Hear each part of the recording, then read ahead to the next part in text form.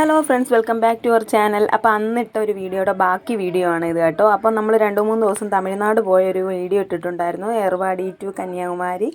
അപ്പം നമ്മൾ ആ വീഡിയോയുടെ ബാക്കിയാണ്, അന്ന് ഫുള്ളായിട്ട് ഇട്ടിട്ടില്ലായിരുന്നു. അപ്പോൾ നമ്മളെ വീഡിയോ ഫുള്ളായിട്ട് കണ്ട് ചാനലൊന്ന് സബ്സ്ക്രൈബ് ചെയ്യാൻ മറക്കരുത്. അങ്ങനെ നമ്മൾ ഏർവാടി പള്ളിയിൽ നിന്ന് നേരെ വന്ന് ആറ്റാങ്കര പള്ളിയിലായിരുന്നു. അവിടെ എത്തിയതിന് ശേഷം നമ്മൾ റൂം എടുത്ത് കിടന്ന് പിറ്റേന്ന് രാവിലെ നേർച്ചയൊക്കെ ചെയ്യാൻ വേണ്ടിയിട്ട് പള്ളിയിലേക്ക് അകത്ത് കയറി.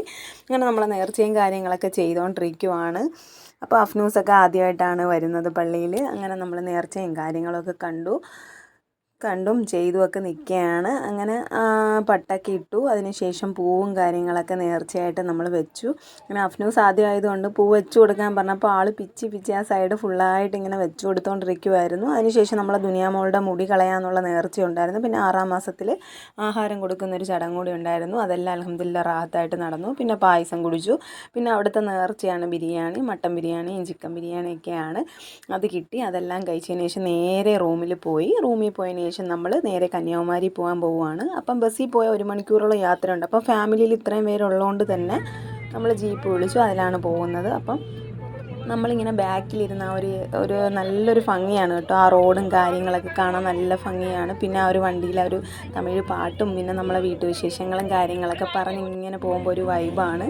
അങ്ങനെ നല്ല രസമായിരുന്നു. കുഞ്ഞുങ്ങളൊക്കെ എൻജോയ് ചെയ്തിരിക്കുകയായിരുന്നു. അങ്ങനെ നമ്മൾ കന്യാകുമാരി എത്തിയിട്ടുണ്ട്. അപ്പോൾ അവിടെ നല്ല വെയിലാണ് കേട്ടോ. പിന്നെ തമിഴ്നാട്ടിലെ വെയിലിൻ്റെ കാര്യം പറയണ്ടല്ലോ.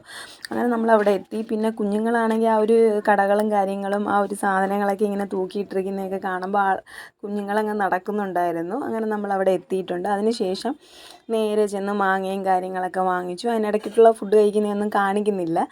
അങ്ങനെ നമ്മൾ മാങ്ങയും കാര്യങ്ങളൊക്കെ കഴിച്ചതിന് ശേഷം പിന്നെയാണ് നമ്മുടെ കാല് നനയ്ക്കാൻ വേണ്ടിയിട്ട് ഇറങ്ങിയിട്ടുണ്ട്. അപ്പോൾ കുഞ്ഞുങ്ങൾക്കാണെങ്കിലും വലിയവർക്കാണെങ്കിലും കടൽ കാണുമ്പോൾ ആദ്യം നമുക്ക് കാല് നനയ്ക്കണം. അപ്പോൾ അങ്ങനെയാണ് നമ്മളെല്ലാം ഇറങ്ങി നല്ലപോലെ എൻജോയ് ചെയ്ത് കാലൊക്കെ നനച്ചുകൊണ്ടിരിക്കുകയാണ്.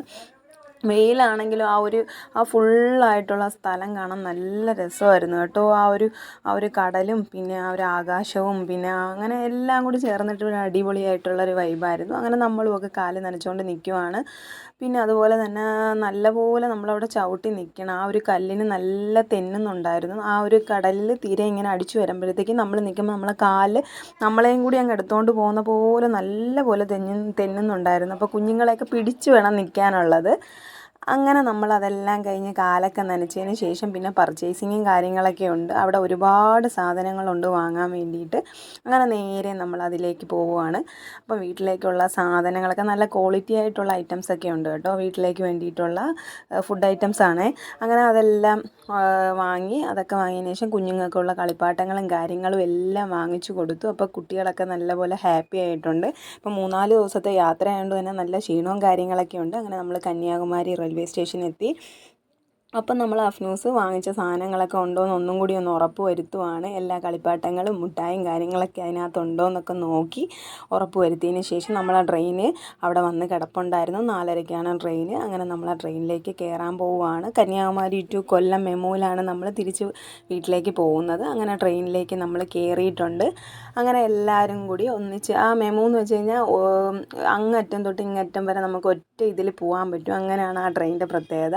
അങ്ങനെ നമ്മൾ അതിനകത്തൊക്കെ കയറി രാത്രി 9:30 ആയപ്പോൾ നമ്മൾ കൊല്ലം റെയിൽവേ സ്റ്റേഷനിൽ എത്തിയിട്ടുണ്ട്. അപ്പം നമ്മുടെ യാത്ര നല്ല അടിപൊളിയായിട്ടുള്ളൊരു യാത്രയായിരുന്നു. അപ്പോൾ വീഡിയോ ഇഷ്ടപ്പെട്ട് കഴിഞ്ഞാൽ തീർച്ചയായിട്ടും നമ്മളെ ചാനലൊന്ന് സബ്സ്ക്രൈബ് ചെയ്യാൻ മറക്കരുത്.